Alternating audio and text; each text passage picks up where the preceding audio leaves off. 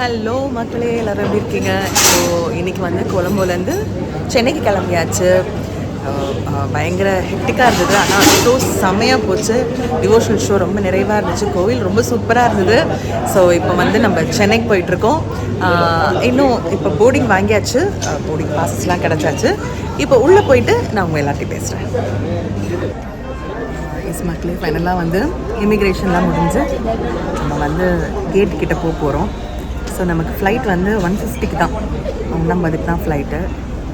So ஏதாவது சாப்பிட்டு போகலாம் அப்படின்றதுக்காக இங்கே வெயிட் பண்ணிகிட்ருக்கோம். சாப்பிட்டு நம்ம கேட்டுக்கு போகலாம். ஸோ இந்த ஒரு 4 நாள் வாழ்க்கையில் மறக்க முடியாத இந்த 4 நாளாக இருந்துச்சு. இல்லை, என்னோடய ஆரோயிர் அக்கா மாலத்தி அக்கா அவங்க பேண்டில் பெர்ஃபார்ம் பண்ணது ரொம்ப சந்தோஷம். ஃபீல் அட் ஹோம் அப்படிங்கிற மாதிரி தான். இங்கே மாஸ்டர் எல்லோரும் சரி, எல்லாருமே நம்மளோட பிரதர்ஸ் எல்லாருமே வந்திருந்தாங்க. ரொம்ப சந்தோஷமாக இருந்துச்சு எல்லோரும் ஒர்க் பண்ணதில். நான் நிறைய ஃபோட்டோஸ் அண்ட் வீடியோஸ் நான் அப்லோட் பண்ணும்போது நீங்கள் எல்லோரும் பார்ப்பீங்க. ஸோ இன்னும் மதிச்சேன் பாலா, முத்து சிற்பி எல்லாரையும் நீங்கள் பார்த்துருப்பீங்க, ஃபோட்டோஸில் பாடினதெல்லாம் கேட்டிருப்பீங்க. ஸோ இது ஒரு ரொம்ப ரொம்ப ஒரு ஆத்ம திருப்தி கொடுக்கக்கூடிய ஒரு இசை நிகழ்ச்சி. அதுவும் எப்போவுமே நிறைய நிகழ்ச்சிக்கு நம்ம போவோம் வருவோம், நிறைய ஊர்களுக்கு போவோம். ஆனால் கூட டிவோஷனல் அப்படின்னா எப்போவுமே அது கொஞ்சம் ஸ்பெஷல் தாங்க. ஒரு ஆத்ம திருப்தி இருக்கும் அதில். அந்த ஒரு நிகழ்ச்சி பாடி முடிச்சதுக்கு அப்புறமே நம்ம அந்த ஒரு ஆத்ம திருப்தியை ஃபீல் பண்ணுவோம்.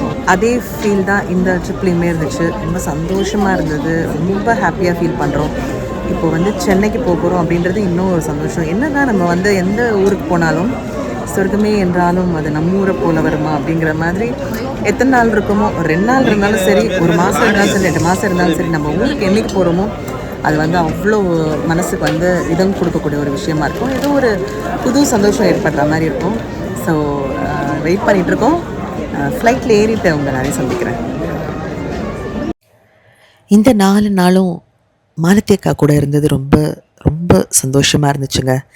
அதாவது 25 வருஷத்துக்கு மேலே எங்களுக்கு ஒருத்தர் தெரியும்.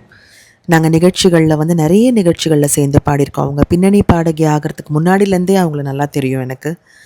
பின்னணி பாடகி ஆனதுக்கு அப்புறமும் அதே எளிமை, அதே இனிமை, அதே எப்படி பழகுவாங்களோ அதே மாதிரி தான் அவங்க இருக்காங்க. இப்போ வரைக்குமே அதே மாலத்தி அக்காவை தான் நான் பார்த்துக்கிட்டு இருக்கேன். அதை இந்த 4 நாள் அதை இன்னும் நான் நிறைய உணர்ந்தேன். நாங்கள் அப்படியே உட்காந்து பேசிக்கிட்டே இருக்கும்போது, வாமா நம்ம ஒரு வீடியோ பண்ணலாம் அப்படின்னு அவங்க சொன்னது எனக்கு இன்னும் ஒரு என்ன சொல்கிறதுனே தெரியல. ஒரு மாதிரி ஆச்சரியத்துலேயே நான் ஆழ்ந்துட்டேன்னு வச்சுக்கோங்களேன். அந்த வீடியோ இப்போ எல்லாருக்காகவும் ஒரு அளவே இல்லாத ஒரு சந்தோஷத்துல இருக்கேன். அதாவது இந்த 2 நாள், அதாவது இந்த 4 நாள் போனதே தெரியல. அது ஒரு எக்ஸ்டெண்டட் ஃபேமிலி தான். ஒரு மோர் தென் 25 இயர்ஸ் தான் எங்களுக்குள்ள பழக்கம். என்னோட சொந்த அக்காக்கும் மேலன்னு வச்சுக்கலாமே, அந்த மாதிரி. அதுவும் நம்ம தம்பிகள் எல்லாரும் வந்திருக்காங்க. இந்த வீடியோ எடுக்க சொல்லி எங்களை உத்வேகம் ஊட்டினதே நம்ம தம்பிகள் தான். நம்ம ஜெய் கணேஷ் கீபோர்ட் பிளேயர், அப்புறம் மதிச்சயம் பாலா பிரதர், இவங்கெல்லாம் தான். இப்போ வீடியோ எடுத்துட்டு இருக்கிறதும் ஜெய் கணேஷ் பிரதர் தான். ஒரு ஃபென்டாஸ்டிக்கான கீபோர்ட் பிளேயர். இந்த 2 நாளுமே சூப்பரா வாசிச்சாரு. ரொம்ப நல்லா இருந்துச்சு. மதிச்சயம் பாலா பிரதரை பத்தி சொல்லவே வேண்டாம்.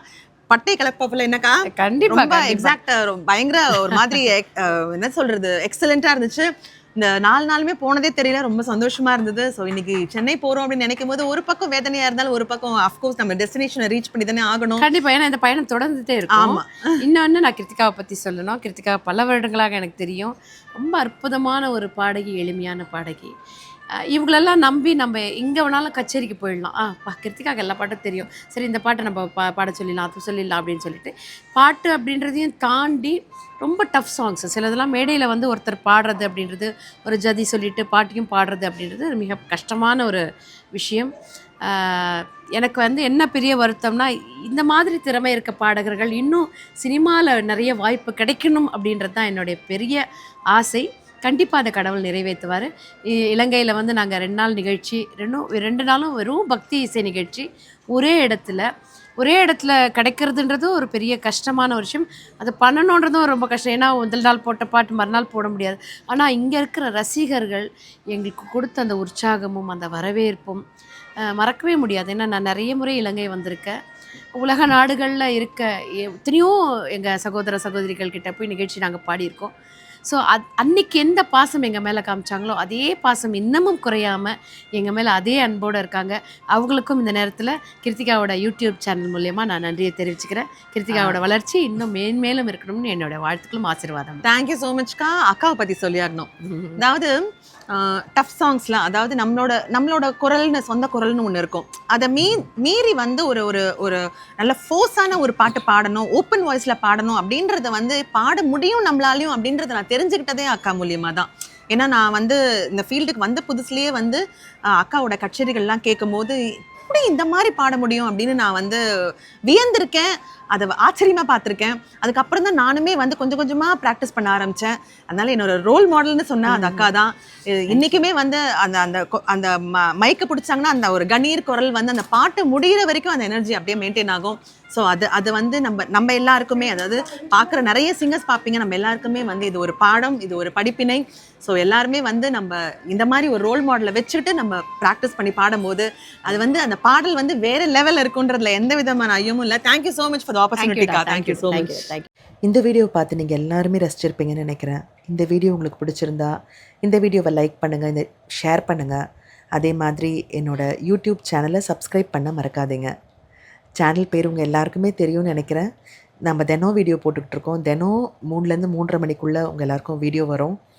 ஸோ நீங்கள் எவ்வளோ தூரம் நீங்கள் சப்ஸ்கிரைப் பண்ணுறீங்களோ, லைக் பண்ணுறீங்களோ, ஷேர் பண்ணுறீங்களோ, அவ்வளோ தூரம் நான் இன்னும் நல்ல புது புது வீடியோவாக உங்களுக்காக கொடுப்பேன். நன்றி, வணக்கம்.